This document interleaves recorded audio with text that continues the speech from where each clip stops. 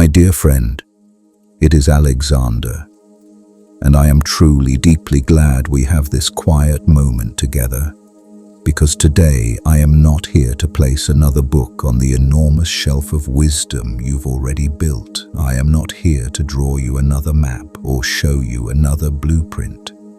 Today, I am here to ask you, gently but firmly, to close the book, step outside, and finally begin the journey you have been preparing for your entire life. You and I, we are seekers. That is why our paths crossed. That is why you feel this strange sense of recognition when you hear my voice. We are the ones who can feel at the core of our being that something greater is possible, that life can be lived with more strength, more purpose, more courage, and more truth. And you have done the work. You have listened to the podcasts. You have watched the videos, perhaps more than you would ever admit.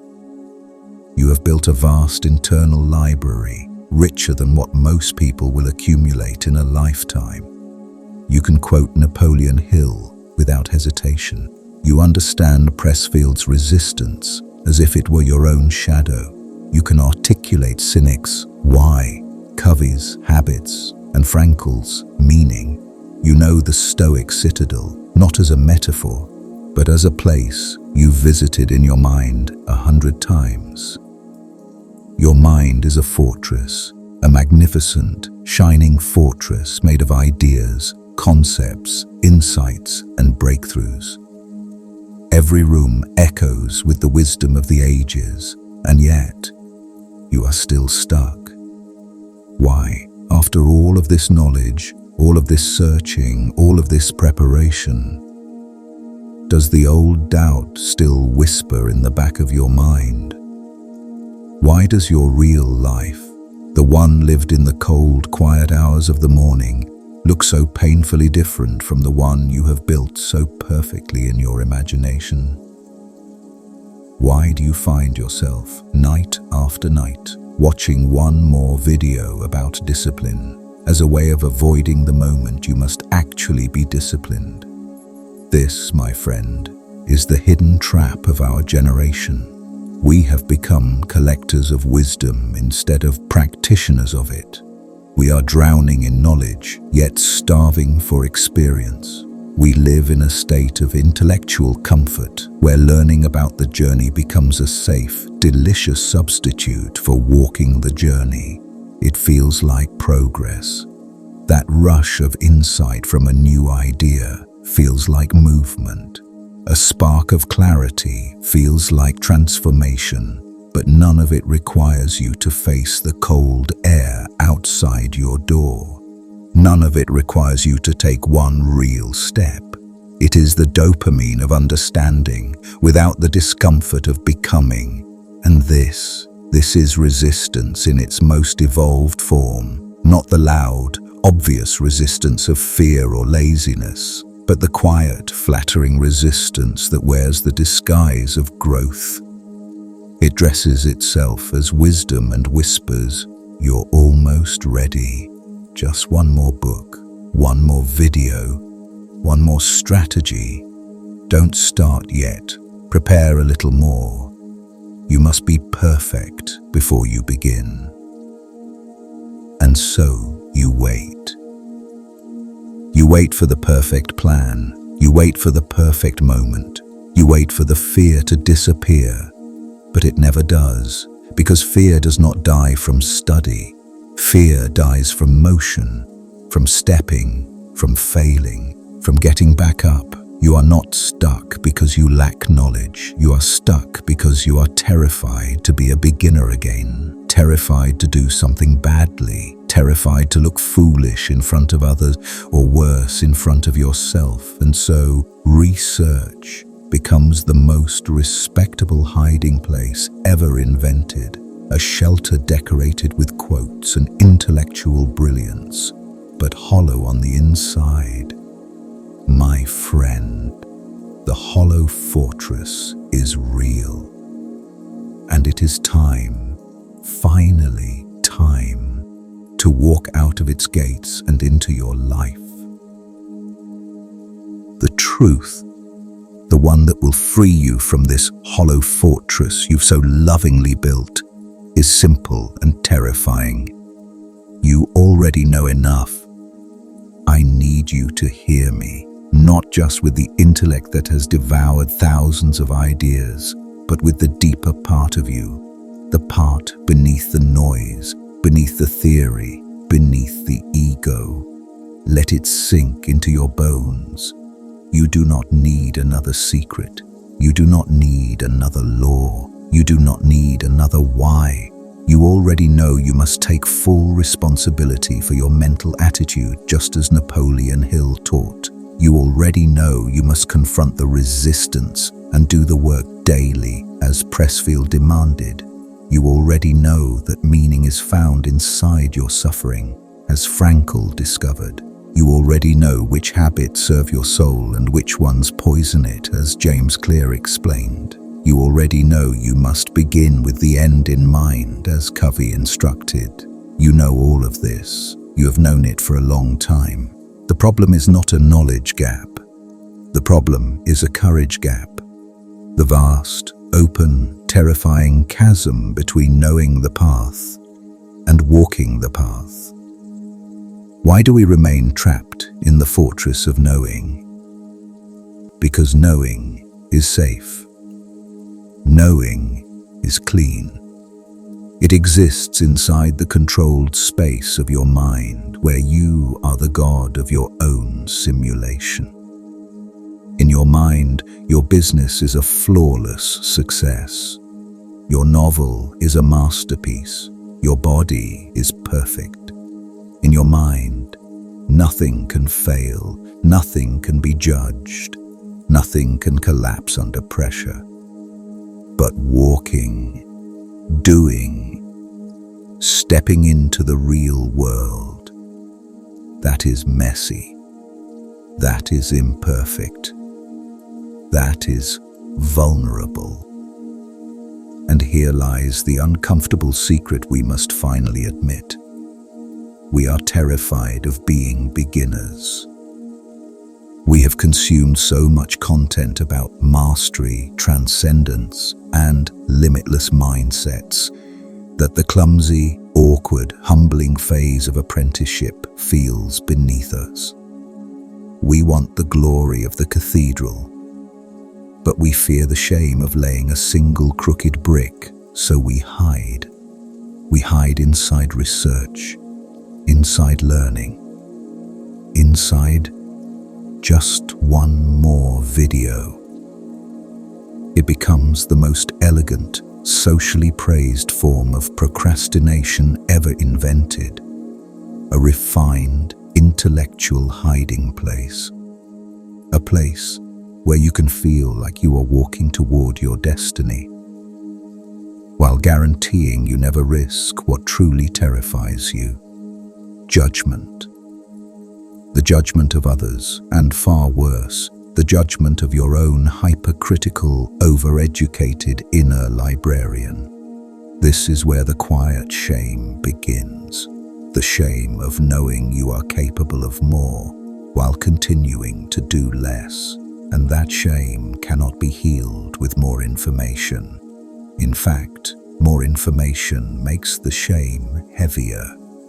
Each new insight becomes another stone in the backpack you refuse to carry up the mountain. But hear me, that shame is lying to you. It whispers that you are lazy, that you lack discipline, that something is wrong with you. None of that is true. You are not lazy, you are not broken, you are not weak. You are simply paralyzed. Paralyzed by the myth of one day.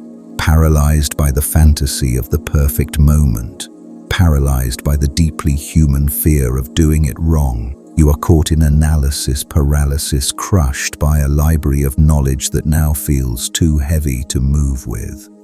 The antidote to this shame is not perfection. The antidote is permission. So let me give it to you now. Permission to be clumsy. Permission to be a beginner. Permission to be imperfect. Permission to lay one crooked brick. Because the only cure for the shame of inaction is the medicine of action. A single drop of doing is more powerful, more healing, and more transformative than an entire ocean of knowing. Why? Because knowing is passive. It sits in your mind. But action is active. It rewires your identity.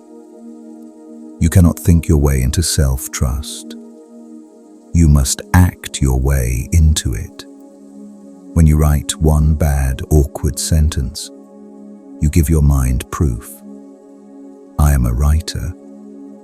When you walk for 2 minutes, you give your body proof. I honor my health. Every action, no matter how small, is evidence. And evidence builds identity. And identity builds destiny. Action is the language your subconscious understands. It doesn't listen to what you say you want. It watches what you do. So this is our vow, you and I.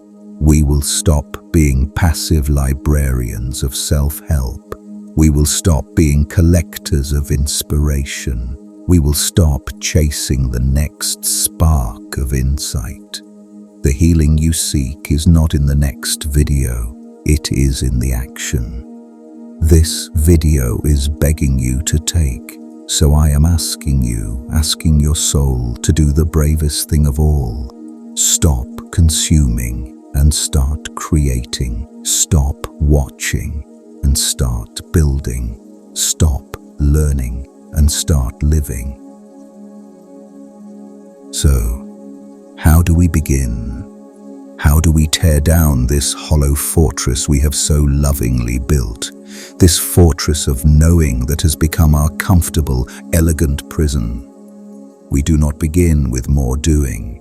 We do not begin by adding another hack to the pile, another stone to the fortress wall. We begin, paradoxically, with stopping. We begin with a knowledge fast. This is my challenge to you. This is the new architecture. For 7 days, just 1 week, I am asking you to stop consuming new self-help content. No new podcasts, no new audiobooks, no new videos, especially from me. I want you to close the library just for a moment. Now, I can feel your immediate reaction. A low hum of anxiety, a subtle panic. But I'll miss something. What if the one video I skip is the one with the secret? What if I fall behind? This is the voice of your addiction. This is the voice of intellectual resistance, terrified that you are about to leave the safety of the fortress. It knows that in the silence, you will finally hear the truth. That silence is the one thing it cannot survive. We have become so addicted to the input of information. We have forgotten that all growth happens in the integration. It happens in the quiet. You cannot build a cathedral while the trucks are still delivering stone. You must stop the deliveries and begin the work. The knowledge fast is not about deprivation. It is about clarity. You have spent months, perhaps years, filling your mind with the voices of others. My voice, Frankel's voice, Covey's voice, Hill's voice. Your mind is a crowded, chaotic room full of brilliant, shouting experts. And in all that noise, you have lost the single most important voice of all, your own. Your intuition, your why, your inner compass. It has been drowned out. It has been trying to whisper to you, but you have had your headphones on, listening to a podcast about how to listen to your intuition. The irony is tragic, but it is real. This 7-day fast is a sacred pause. It is a vow of silence. It is an act of profound self-respect that says, I am no longer a student waiting for instructions. I am an architect ready to review my own blueprints. You are not missing out. You are tuning in. You are creating the mental space necessary for all the wisdom you've already collected to finally settle, to integrate, to connect, and to bubble up as your own original thought. So, what do you do instead? This is not a passive void. This is an active fast. You must replace consumption with contemplation. When you feel the urge to learn, I want you to journal. Do not journal about new ideas. I want you to ask yourself one question and be brave enough to write down the answer. What do I already know I need to do? And then be brave enough to look at that list. You will find you have a list so long and so clear, you will not need another book for a decade. When you feel the urge to watch, I want you to walk in silence. No podcast, no music, just you, your footsteps, and the world. Allow your brain to process. Allow the boredom to come. Boredom is not the enemy. Boredom is the fertile void from which creativity springs. We have become so terrified of being alone with our own thoughts that we have forgotten how to think. You will be restless. You will reach for your phone again and again like a phantom limb. And in those moments, I want you to simply notice. Notice the anxiety. Notice the restlessness. Notice the immediate, desperate urge to escape the present moment. In that moment, you will see the bars of your own cage. This is the first step of liberation. You cannot escape a prison you do not know you are in. This fast is the detox. It starves the intellectual resistance. It creates a vacuum, and into that vacuum, the truth will rush in.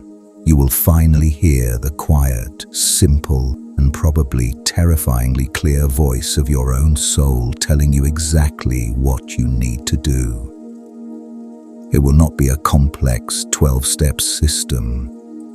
It will probably be one simple, difficult thing. Call that person. Write the first page. Apologize. Go to the gym. It will be the one thing you have been researching as a way to avoid doing. After 7 days of this quiet internal work, you will be ready for the final step. After a few days of this knowledge fast, the noise will quiet down. The fog of consumption will begin to lift. And in that new sacred stillness, you are ready for the final step. This is the one vow. I want you to look back at the vast, beautiful library you have built in your mind. Do not be overwhelmed by it. Do not be ashamed of it. You have collected all this wisdom for a reason. You are not hoarding. You are preparing. You are gathering the stones for your cathedral. But now, it is time to stop gathering and to lay the first stone. I want you to pick one single principle. Just one, not 10. Not a new, complex morning routine with 12 steps that you found in a video. Just one. Maybe it is the 2-minute rule from Atomic Habits. If it takes less than 2 minutes, do it now. Maybe it is the discipline of perception from the Stoics. I will separate what happens from the story I tell myself about what happens. Maybe it is seek first to understand from Covey. In my next conversation, I will listen only to understand, not to reply. Maybe it is the inner citadel from Marcus Aurelius. My mind is a fortress, and I choose who I let inside. Maybe it is amor fati. I will not just accept this obstacle, I will love it. Choose one. The one that makes your heart beat a little faster. The one that, if you're being honest, you've been avoiding the most. The one that you know, if you actually did it, would change everything. This is your one vow for the remainder of the 7-day fast. You are not trying to change your life. You are not trying to achieve massive success. You are simply, humbly, and bravely practicing this one thing imperfectly every single day. If you chose the 2-minute rule, you will simply, obediently do every action that takes less than 2 minutes. That is all. You are not trying to become a master of productivity. You are just practicing. If you chose the discipline of perception, you will simply notice when you are adding a story to reality, and you will say to yourself, "That is a story. The fact is this." That's it. You are just practicing. Do you see the freedom in this? This is the thematic anchor of our work. We are letting go of the crushing, paralyzing weight of perfection. We are letting go of the need to be a master on day one. We are embracing the healing, transformative power of imperfect action. We are healing the fear of being a beginner. A master is not the person who knows the most. A master is the person who practices the fundamentals the most consistently. The transformation you are seeking is not in the knowing, it is in the doing. At the end of the 7 days, I want you to sit down with a pen and paper. Write down not how you feel, but what you did.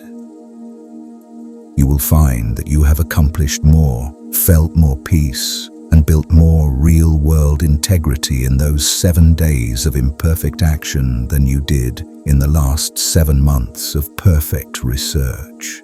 You will have proven to yourself with evidence that you are not broken. You are not lazy. You are not a procrastinator. You were just a librarian, and now you are an architect. You are a builder. So, my friend, this is where I must leave you. The library is now closed. The real work begins. Go, live your wisdom, just for today, in one small, imperfect way. Thank you for your trust and for sharing this time. The world doesn't need more knowers. It needs more doers. Be one of them. I am truly rooting for you until next time.